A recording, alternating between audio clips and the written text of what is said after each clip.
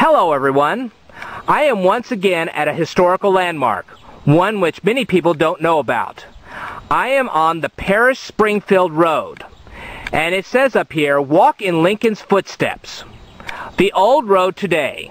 The old road has been relocated several times within its corridor over the years. This display marks the beginning of a connecting link that will lead you to a trail that follows the earliest traces of the old road. The east section of the trail, circa 1826 to 1930, follows the original dirt road trace through the forest to Mount Gilead Road. Sand Creek Recreation Area. Today, the park encompasses the central portion of the Ward settlement, including the original Ward cabin site. The Ward settlement was amongst the first permanent European settlements in Macon County. At Sand Creek, you will find upland forest, floodplain, and restored prairie habitats, all traversed by 7.6 miles of hiking equestrian trails. These diverse habitats not only offer an important refuge for native plants and animals, but also offer a glimpse of the natural environment where the cultural history of Macon County and Central Illinois unfolded. As you walk along this old route, consider that you are walking along the exact trace that thousands of movers traveled on their way west to Illinois, Missouri, Kansas, Nebraska, the gold fields of California and Colorado, and the rich farming valleys of Oregon. Here is your chance to walk in the footsteps of Lincoln and other settlers of the West. At 21, I came to Illinois, Abraham Lincoln. In March of 1830, the Lincoln Hall Hanks family caravan of 3 wagons, 2 pulled by oxen and 1 by horses, passed along this remnant of the Paris-Springfield Road to meet their relative, John Hanks, 3 miles north in the square of the small village of Decatur.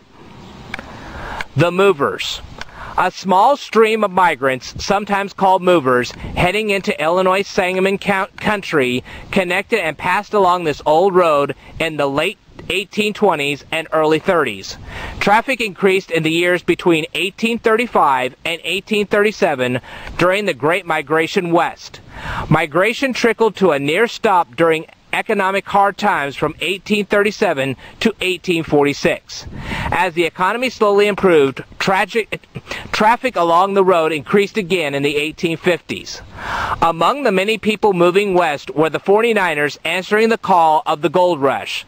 They even included a group from Decatur, one of whom was future Illinois Governor Richard J. Oglesby. In 1852, young Lydia Hopkins wrote in her remembrances of the constant numbers of movers heading west along the road in the years before and just after the Civil War.